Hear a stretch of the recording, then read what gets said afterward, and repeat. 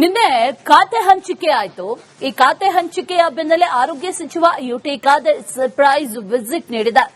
ಜಯನಗರ ಸಾರ್ವಜನಿಕ ಆಸ್ಪತ್ರೆಗೆ ಮಧ್ಯರಾತ್ರಿ ದಿಢೀರಂತ ಭೇಟಿ ಕೊಟ್ಟಿದ್ದಾರೆ.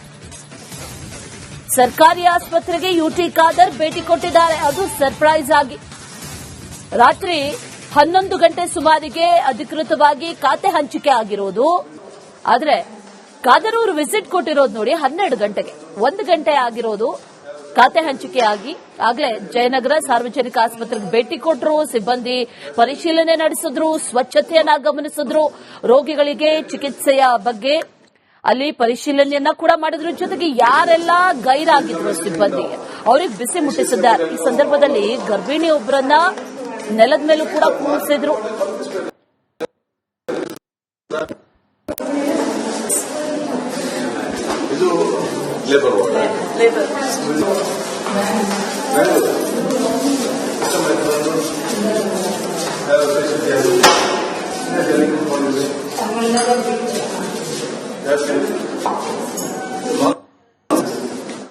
ಸಚಿವ ಖಾದರ್ ಭೇಟಿ ಸಂದರ್ಭದಲ್ಲಿ ನೆಲದ ಮೇಲೆ ಗರ್ಭಿಣಿ ಕುಳಿತಿದ್ರು.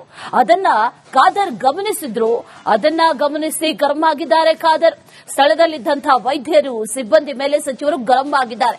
ಈ ರೀತಿ ನೆಲದ ಮೇಲೆ ಯಾಕೆ ಕೂರಿಸಿದ್ದೀರಾ ಅಂತ ತರಾಟೆ ತೆಗೆದುಕೊಂಡಿದ್ದಾರೆ. ಹೆರಿಗೆ ಕೊಠಡಿ, ಸಿ ಸೆಕ್ಷನ್ ವಾರ್ಡ್ ಸೇರಿದಂತೆ ಎಲ್ಲಾ ಕಡೆ ಪರಿಶೀಲನೆ ನಡೆಸಿದ್ದಾರೆ. ಒಂದು ಕಡೆ ಸಿಬ್ಬಂದಿ ಕೊರತೆ, ಅದ್ರ ಬಗ್ಗೆ ಕೂಡ ಮಾಹಿತಿಯನ್ನು ಪಡ್ಕೊಂಡಿದ್ದಾರೆ ಸಚಿವರು. ಅಧಿಕಾರ ಸಿಕ್ಕ 1 ಗಂಟೆಯಲ್ಲೇ ಸರ್ಪ್ರೈಸ್ ವಿಸಿಟ್ ಕೊಟ್ಟಿದ್ದಾರೆ ಸಾರ್ವಜನಿಕ ಆಸ್ಪತ್ರೆಗೆ. ಜಾಸ್ತಿ ಆಗ್ತದೆ. ಕೆಲವು ಪೇಷಂಟ್ ಜಾಸ್ತಿ ಬರ್ತಾರೆ. ಗವರ್ಮೆಂಟ್ ಹಾಸ್ಪಿಟಲ್ ಪೇಷಂಟ್ ಜಾಸ್ತಿ ಬಂದಾಗ ಇವರಿಗೆ ಹೋಗಿ ಅಂತ ಹೇಳಿ ಕೂಡ ಗೊತ್ತಿಲ್ಲ. ಮತ್ತೆ ಬಂದು ಹೇಳ್ತಾರೆ ಹೊರಗೆ ಕಳಿಸಿದ್ರು ಅಂತ. ಪ್ರೈವೇಟ್ ಹಾಸ್ಪಿಟಲ್ ಹೋಗಿ ಅಂತ ಹೇಳ್ತಾರೆ. ಅಲ್ಲಿ ಅದಕ್ಕೆ ಎಲ್ಲಿಗೆ ಹೋಗುದಿಲ್ಲ. ಇಲ್ಲಿ ಅವ್ನು ಬಂದ್ರೆ ನೀವು ಡ್ಯೂಟಿ ಎಷ್ಟು ಜನ ಐತೆ ಅಂತ ಎಷ್ಟು ಜನ ಬಂದ್ರು ಕೂಡ ನೋಡಬೇಕು. ಇಲ್ಲಿ 50 ಜನ ಬಂದು ಮತ್ತೆ ಅಲ್ಲಿ ಇರ್ತಾರೆ. ಸೊ ನಾವು ಪರಿಸ್ಥಿತಿ ಏನಂತ ನೋಡಿಕೊಂಡು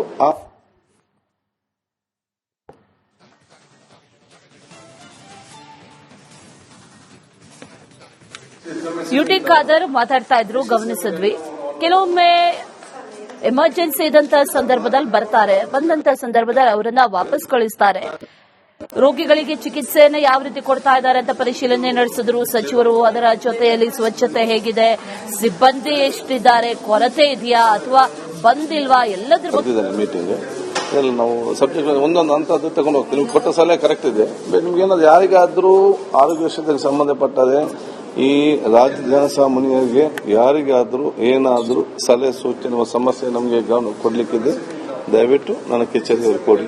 ಅದನ್ನು ಕೂತ್ಕೊಂಡು ಚರ್ಚಿಸಿ ಅದಕ್ಕೆ ಪರಿಹಾರ ಕೆಲಸ ಖಂಡಿತವಾಗಿ ನಾವು ಮಾಡ್ತೀವಿ. ಯಾಕೆ ತಳಮಟ್ಟದ ಏನು ಕೆಲವು ನಡೆದು ಗೊತ್ತಿಲ್ಲ ಇದರಲ್ಲಿ. ಸೊ ಕೆಲವೊಂದು ವಿಚಾರಗಳು ಅವರು ಒಬ್ಬರು ಕೊಟ್ಟರು ಕೂಡ ಸರ್ವರಿಗೆ ಕೂಡ ಪ್ರಯೋಜನ ಆಗ್ತದೆ. ಆ ಕೆಲಸ ಸಾರ್ವಜನಿಕರು ಮಾಡಬೇಕು.